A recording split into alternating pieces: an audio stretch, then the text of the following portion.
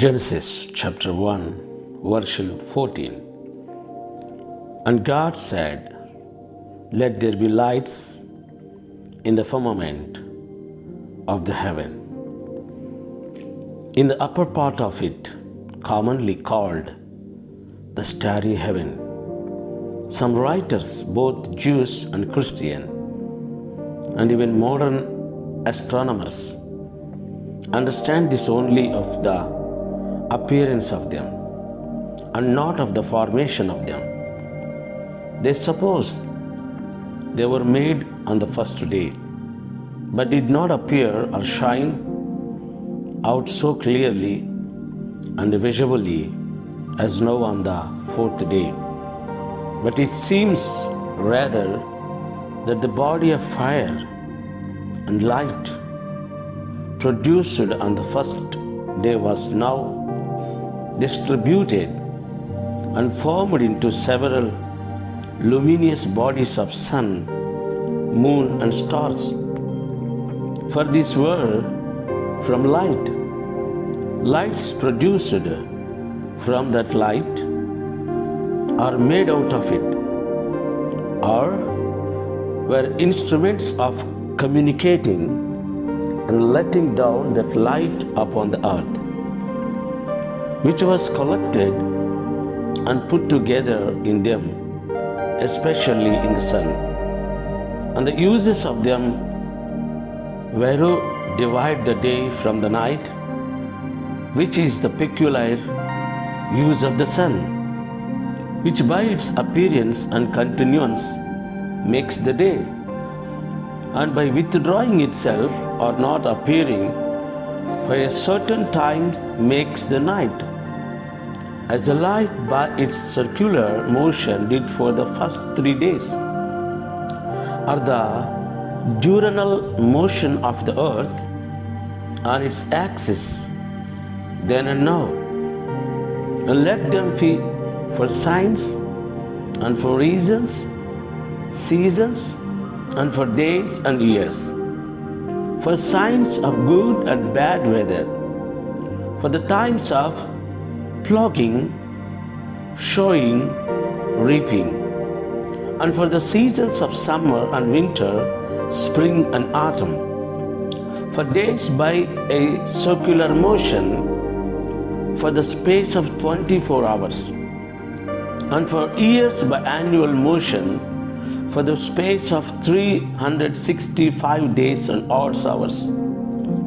The targum of Jonathan is, and let them be for signs and the times of the feast, and to reckon with them the number of days, and sanctify the beginnings of the months, and the beginnings of the years, and the intercalations of months and years, the revolutions of the sun, and the new moons and cycles. And so Jerky interprets seasons of the solemn festivals that would hereafter be commanded the children of Israel. But those uses were not for a certain people and for a certain time, but for all mankind as long as the world should stand. Genesis chapter 1, verse 15. And let them for lights in the firmament of the heaven, to continue their luminous bodies as enlighters, as the word signifies causing light, or as being the instruments of conveying it particularly to the earth as follows: to give light upon the earth and the inhabitants of it when formed. And it was so. These lights were formed and placed in the firmament of the heaven for such uses and served such purposes as God willed and ordered they should. Genesis chapter 1, verse 16. And God made 2 great lights. This was his own work which he himself did. and not by another, and may be particularly observed to express the folly of idolaters in worshipping these luminaries, which were the creations of God, and were placed by Him in the heaven to serve some purposes on earth beneficial to men, but not to be worshipped. These two great lights are the sun and the moon, and they may well be called great, especially the former. For the diameter of the sun is reckoned to be about 800,000 miles. According to Mr. Derham, its apparent diameter is computed at 8,22,145 English miles. Its ambit at 25,82,873 miles, and its solid contents at 290,971,000,000,000,000,000,000.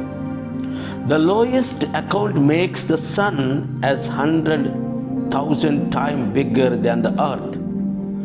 And according to Sir Isaac Newton, it is 9 lakhs bigger. The moon's diameter is to that of the earth is about 27%, or 2,175 miles. Its surface contains 1,400,000 square miles. It is called great, not on account of its corporeal quantity, for it is the least of all the planets, excepting Mercury, but because of its quality as a light, it reflecting more light upon the earth than any besides the sun, the greater light to rule the world, not to rule men, though the heathens have worshipped it under the names of Molech and Baal, which signify king and lord, as if it was their lord and king to whom they were to pay homage, but to rule the day, to preside over it, to make it, give light in it, and continue it to its proper length, and in which it rules alone, the moon, nor any of the other planets. Then appearing, this is called the greater light, in comparison of the moon, not only with respect to its body or substance, but on account of its light, which is far greater and stronger than that of the moon, and which indeed receives its light from it.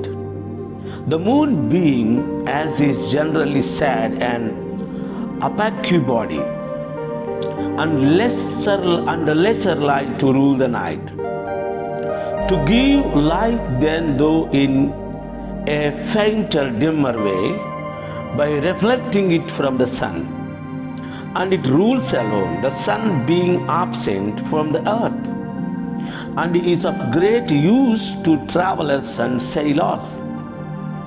It is called the lesser light in comparison of the sun. Astronomers are of opinion, as Calmet observes, that it is about 52 times smaller than the earth, and 4,150 times smaller than the sun. But these proportions are otherwise determined by the generally of modern astronomers. However, they all agree that the moon is abundantly less than the sun, and that it is as light. We all know He made the stars also to rule by night. Psalms 136:9. Not only the planets Saturn, Jupiter, Mars, Mercury, Venus, but the vast numbers of stars with which the heavens are bespangled, and which reflect some degree of light upon the earth, with the several constellations, some of which the scriptures speak of as Arcturus, Orion, Pleiades, and the chambers of the south, Job 9:9, Job 38:31. Though some restrain this to the 5 planets only. Yet contrast the foolishness of modern cosmology with the writings of the early church father Theophilus when he states, on the 4th day the luminaries came into existence. Since God has foreknowledge, he understood the nonsense of the foolish philosophers who were going to say that this thing produced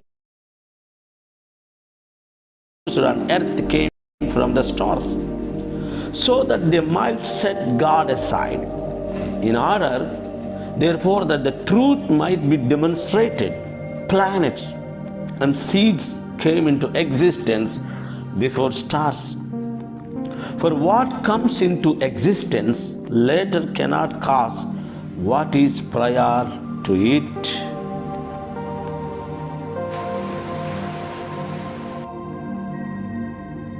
Genesis chapter 1, verse 14. And God said, let there be lights in the firmament of the heaven, in the upper part of it, commonly called the starry heaven. Some writers, both Jews and Christian, and even modern astronomers, understand this only of the appearance of them and not of the formation of them.